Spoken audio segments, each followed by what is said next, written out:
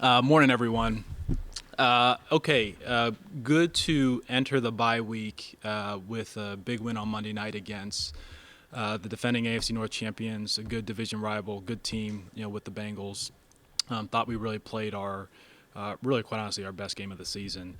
That being said, we entered the bye week at 3-5, and the bye comes at a good time for us, middle of the season where we're able to get healthy, reflect on the first half, kind of reassess the areas where we've done things well, where things we haven't done quite as well, and ultimately continue to plot out a path moving forward into the second half of the season. We're fortunate that we have 9 more games, and they provide us 9 unique opportunities to end the year strong and hopefully put ourselves in a good spot at the end of the season. So this week, the focus will really be on improving areas where we have been a little bit weaker to the first 8 games, and quite honestly, leaning into our strengths and our team's personality, even if those areas may be a little bit different than what we thought coming into the season. So we're excited to go into that process. Excited to get healthy. Excited for what lays ahead of us in the second half of the year, and we'll move forward from there. So with that, I'll open up for questions. And you guys could just as easily be 5-3, if not for a couple plays and finishing.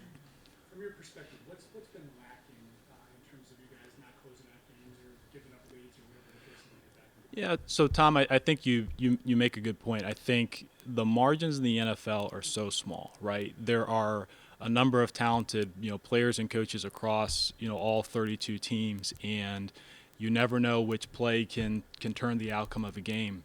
I think probably just the biggest thing from the first half of the season is, consistency. And, every organization, every team has, guys can make great plays, can do really good things, but it's the teams that do it consistently and lean into their strengths. Those are the ones that play well, week in, week out.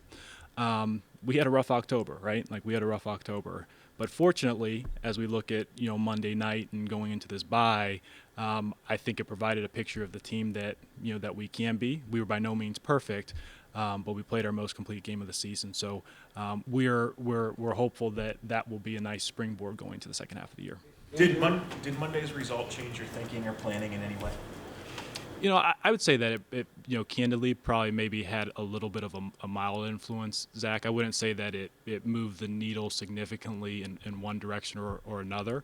Had probably a pretty good idea in terms of, how we wanted to approach, obviously yesterday with a couple different opportunities, but to suggest it didn't have some type of mild impact, I think would be disingenuous.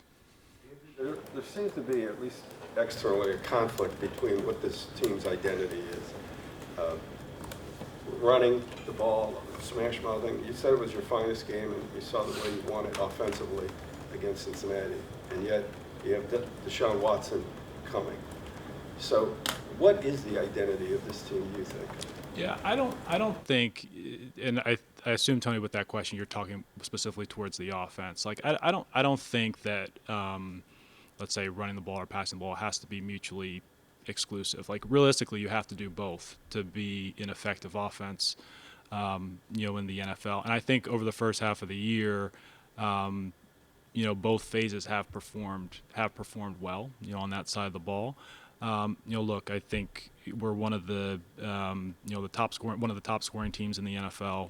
We're one of the most efficient offenses, and we've been able to throw the ball and run the ball proficiently. We obviously have what I think is the best back in football with Nick Chubb, one of the best offensive lines, and Jacoby has played really, really well for us, as has Amari Cooper and David Njoku. So I think we can have a well-rounded attack, and we can be versatile enough to attack opponents based on their weaknesses from week to week. And what about playing well for you? I'm Why sorry. hasn't the talent just? You mentioned Jacoby playing well for you. Mm-hmm. You're not 3-5 because of that particular position. There's a lot of talent on this team on both sides of the ball. Why do you think the talent just hasn't been enough for you guys? Yeah, Daryl, I think it's probably maybe a little bit what I mentioned to Tom earlier, where every team has talent, but we still do have to be more consistent. Whether it's being sound with our assignments, communication, things of that nature. Those things matter because the margins really are so small. Playing good situational football, and ultimately it's not just about one phase. It is about playing complementary football, offense, defense, and and in the kicking game, because it really is a team sport. And leaning into those strengths and allowing those strengths to ultimately drive winning. That's ultimately what we have to do in the second half. Andrew, what have you seen out of the defense the last couple of weeks that gives you hope for going forward? And where do you feel like you still need to kind of fix things on that side of the ball? Yeah, I think we've just played cleaner on that side of the ball. Whether it's mental assignments, communication. I think our tackling has improved over the past 2 weeks as well. And that's where I give Joe and the defensive staff a lot of credit for really kind of focusing on and kind of ironing out some of those areas where we didn't do them quite as well through the early part of the season. So that side of the ball seems to be rounding into form, but we still have work to do. And ultimately, the biggest thing again is consistency there. Andrew, John Johnson mentioned a couple weeks ago that talking about guys taking things home. Did that shock you at all? Do you mind elaborating? Like when the defense was struggling, he said guys need to start taking some of their things home with them. Kind of maybe made it sound like guys weren't doing all the work that they needed to. And since then, the defense has seemed to turn around. Mm-hmm. Were you shocked at all to hear something like that, or do you believe that has something to do with the defense playing better? I don't want to speak for John in that area. I do see how our guys work and prepare, in the building. I do know that our guys do take their crafts seriously. I just think, honestly, it's just really just being a little bit more disciplined with some of the controllables, if you will. And the guys have done a nice job of that over the past couple weeks. Andrew, what is the identity of the defense? You talked about the offense. Maybe even what is it right now? What should it be? Yeah, so I think, what we saw on Monday night is, certainly a defense that was really strong at the line of scrimmage, was really pleased with how our front seven, really won the line of scrimmage pretty consistently on Monday night. And then I thought our back end, they really covered their tails off against a really good skill group, against Cincinnati. Look, I think I mentioned this pretty much every year, that every year is unique. And, sometimes whether it's through personnel or injury or, just guys kind of growing, evolving in their career, things can look maybe a little bit different than you think coming into training camp.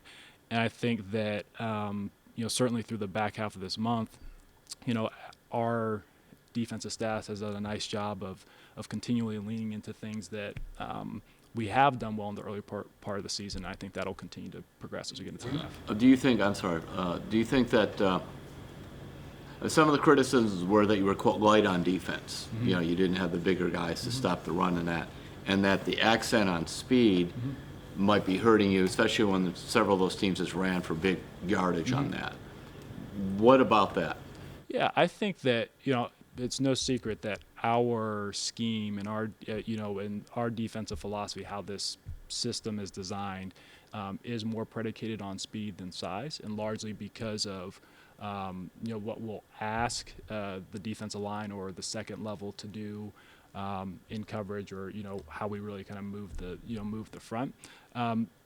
Look, I think quite honestly, they're just different philosophies in terms of how you can defend. There are some teams that prioritize size and more of like a two-gapping model, but I think it's probably less about how you do it, but more, do you do it well, and do you do the details well? And I think that's really what's probably changed a little bit over the last couple weeks on that side of the ball. I just think that we've been a little bit more fine-tuned and consistent in those areas. And Andrew, as you evaluate this offense, how do you balance kind of what you're seeing now with how it might look when Deshaun Watson is back and playing for this team? Yeah, I actually don't think that's maybe quite as well. One, I should say this: like, our focus is really on the present week and making sure that we can maximize the opportunities for the upcoming opponent. So it's pretty easy to keep the blinders on there. That being said, we spent a lot of time as Kevin calls, in the lab in the spring and throughout training camp, understanding that every offense has to be designed around the starting quarterback's, strengths. And, I think everybody realizes that, that can look a little bit different than, when Deshaun eventually takes snaps under center. But that being said, the core package of the offense, will be consistent. That's not to say that there may not be modifications based on, his skill set, but I don't think that transition will be quite as challenging as maybe some are anticipating. Did you come close to trading Kareem Hunt or anybody else on this team? And did you perhaps come close to acquiring anybody by the trade deadline? We came close to one deal, Mary Kay, in terms of acquiring a player. It didn't come to fruition from a compensation package, but we feel really good about the team that we have. Feel really good about the guys in the locker room. To Kareem specifically, really, I would actually give Kareem a lot of credit, because I think that, for an individual going through what he went through the past couple months, realizing that, his status was in some level of flux, and all Kareem did was, since August, has worked hard and really put the team first. And I think that type of mindset, that type of attitude, is exactly what allows you to kind of battle through, difficult challenges, difficult circumstances, and ultimately what you need to win games as you go from week to week in the second half of the year. Off of that, Andrew, do you need to have a conversation, with Kareem? Because again, he sounded Monday night like a guy that would be open to it. It didn't happen, it didn't, materialize, or is it just, we know he works hard, he's going to put the team first, there's no further conversation needed? We always have open dialogue with our guys, so none of that necessarily happens in a vacuum. Just to be clear, but Kareem's been excellent. Every day that he's been in the building, since August, and I think you all know how passionate he is and how much he cares about this team and how much he cares about this city. And we know he's going to have a really strong second half, and are looking forward to helping us to continue to win games like he did on Monday night. And you entered the season expecting a lot of jumps from some young guys. Have you gotten the performance that you needed from them? And if not, are you optimistic you can still get that? Yeah, Scott, I would say that, for, any young player, like, you wish the progression was just kind of standardized for every young player. And the reality of it is, guys mature at, different frequency. And quite honestly, like, with any young player, not all of them will necessarily reach their peak. And you realize that when you have, draft picks or young players, across your roster, and having kind of reasonable expectations. That being said, I do think, as I mentioned a little bit earlier, we're pleased with the team. We're pleased with what we have. We think we have, enough talent in most of the spots to play competitive football and win games, and we're looking forward to the second half of the season. And then the follow-up would be, philosophically, if you have so much cap space, why not spend more of it on depth, I guess, and veteran depth this year than keeping so much? Yeah, I think all those decisions from year to year are kind of really just dependent on where you are with your team. Like, in terms of the cap space we always look at over like a multi-year period. So there are some years where you'll be relatively tighter. There are some years where you'll have a little bit more room. That's probably the simple way to state it without being too too technical. Andrew, If you knew was the That's right. Jakeem Grant injury in camp. Special teams has been an area where this team has struggled all year long, especially in the return game. Was that injury that significant? Yeah, I think anytime you acquire an all-pro returner and you lose them in camp, that obviously changes what you're able to do maybe at that spot in the return game. Like that's one of those players where you're not just necessarily going to easily replace them. That being said, that like our responsibility is to adjust accordingly, right? Like that's one phase, or I guess in Jakeem's two of the 6 phases on on special teams. So that certainly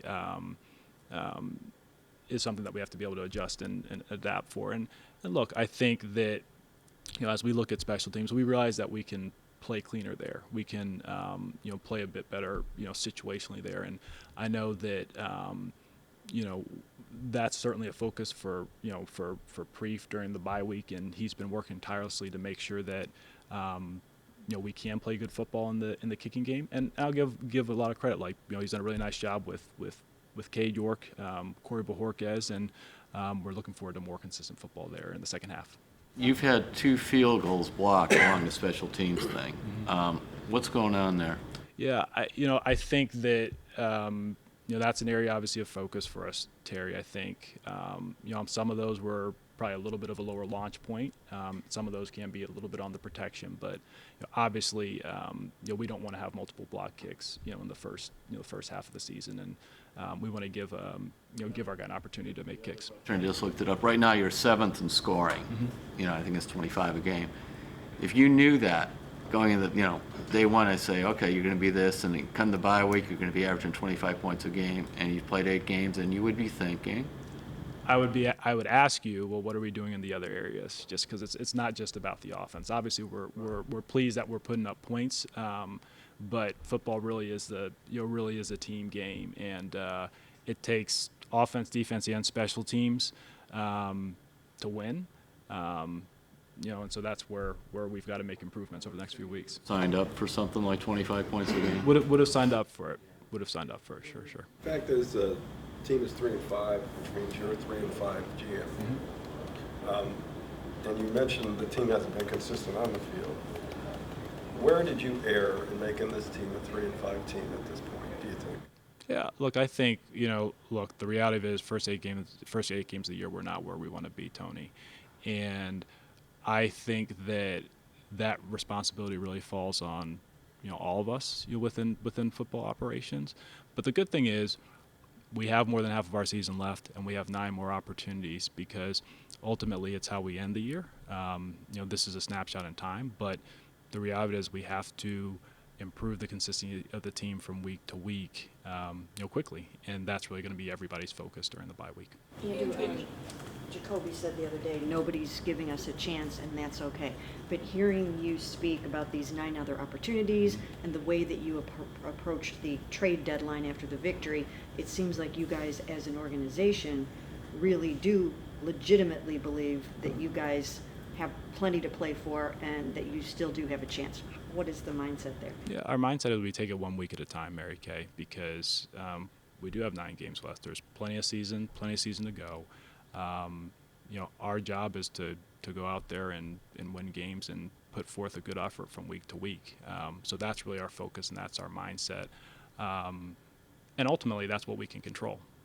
So our focus is on doing everything that we can to control what is within our control and not worry about the rest. And if we can continue to put one foot in front of the other and play consistent ball, then we'll look up and see where we are at the end of the year. And is the landscape in the division sort of helping fuel those kind of feelings? Nobody's really run away with it yet? And I think it's less than that, because a lot's going to change over the next 9 weeks with teams and across the league. And I think if you're more focused on just the external environment, like, you lose sight or you take your eye off the ball in terms of what we can fix and what we can do, because it won't matter what happens everywhere else around the league if we don't do our jobs. Another injury, Sean. I'm sorry. Actually, you go. No, I was going to say, another injury question, Anthony Walker, just how significant was that given the run defense issues, and just having him back in the building, considering some guys have a season-ending injury and kind of go and do their own thing? Yeah, it's fantastic to have A walk around the building. He is an energetic presence, and his ability in the locker room can't be understated. We obviously miss him on the field. We'd like to have him out there with us, but having him back and with the guys has been important. It's been good. 2 weeks from today, Deshaun should be practicing with you guys. I'm just curious, since he's been back, I'm not sure what you're allowed to do in terms of interacting with him, but what have those been like? Yeah, no, so, Deshaun's, it's been great to have him back in the building. He's been focused on, working on himself. He's stayed in great shape. He's been a part of the meetings, and, he's done everything and more that's been asked of him. And, we'll be excited to have him when he can continue to ramp up football activities and get back on the practice field.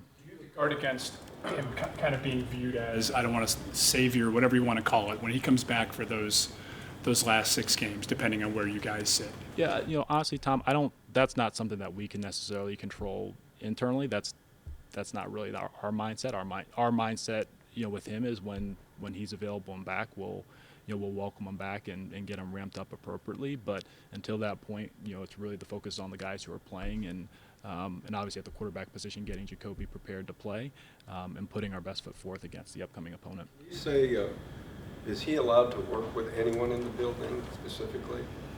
Yeah, so he's allowed to be in meetings, work with our strength and conditioning staff, things like that. Throws. Is there a coach there with him, or? Yeah, I'm not going to get into all that, but he's allowed to work with the strength and conditioning staff. He's getting the work that he needs to do to get prepared. 2 weeks ramp up time when he is allowed to practice. Would you expect him to play in Houston? I'm sorry? Would you expect him to play in the Houston game? Yes, we would. Give you guys confidence that Deshaun will be able to hit the ground running and not have to be knocking 2 years of rust off. Why will he be okay? Yeah, look, I think we spent a lot of time with with Deshaun in the spring in camp and banked a lot of good reps during the time. And that being said, like I don't think that like our approach isn't to really any quarterback, but certainly with the time that Deshaun has had off, to expect him to shoulder everything. That's not necessarily how the team is designed or put together. And I don't know that would be a fair ask for any quarterback. But look, we'll in a couple weeks we'll be in that world where we're getting him ready to play, and we'll handle it appropriately. Going off of all of that, when you look at this quarterback situation, it's unique, especially for a guy like Jacoby Brissett. How would you say he's answering the bell, not only on the field, but also off the field as a leader for this team during that time? Jacoby has been everything that we had hoped when we signed him. I think that he has given us an opportunity and more to win the game in every one of his starts, with maybe save the exception of one. We knew that he was a special guy in the locker room from particularly his time in Indianapolis, navigating the 2 years with Andrew Luck's injury and then ultimately his retirement. He's been an excellent addition to our organization, and we couldn't be happier with what he's provided the team so far. Are you? Everything you talked about still in front of you with the division influx and so forth, but probably won't get to talk to you, in the near future. Can you just talk about how important the second half is with Deshaun coming back and, not only this season, but building into the off season, and really gaining momentum? Yeah, I think, honestly, even independent of Deshaun, the second half of the year in every season is important. You want to be playing your best football in November, December, and January. And I think that oftentimes the best teams, they find out who they are and lean into those strengths. And that's really, our goal as we enter the second half of the year, and hopefully try and play our best football leading into late into the season. Leaning in those strengths, Andrew, you've said that a few times. Like, is there specific things that you think you maybe didn't lean into enough in the first half? I think you find that every year, and that's another reason that the bye week and kind of our continual self-scout is important, whether that's schematically or personnel-wise, and that's where the heavy lifting will be done, by our personnel staff, our research staff, our coaching staff, during the bye week, so we can, if we need to make more significant or even just minor modifications in that regard, we can play the best version of the team that we have. Is there any concern that the Denzel concussion is a really long-term thing? No, we're listening to the medical experts there. Denzel's doing everything he can to get back on the field. I think everybody realizes here that concussions can be tricky, and then just reality, because you're dealing with your brain. We want to make sure that guys are healthy before they get back onto the field. A couple more. Andrew Kevin has been, the coach now for 2.5 years. How do you assess how he's done over that broader period and then also this season? Yeah, I think, look, Kevin has had to navigate some pretty unique circumstances and some pretty difficult circumstances during his tenure as a head coach. And I say our belief in Kevin is just as strong as the day that we hired him. You know, he's smart. He's you know, he's a servant leader. He's creative, and you know, we know he has the ability to lead our team to you know, to wins, and we feel really good. We feel like the locker room's in good hands. We know he pushes our guys, and we're looking forward to playing good football in the second half of the year. What would make this a successful season in your view? Yeah.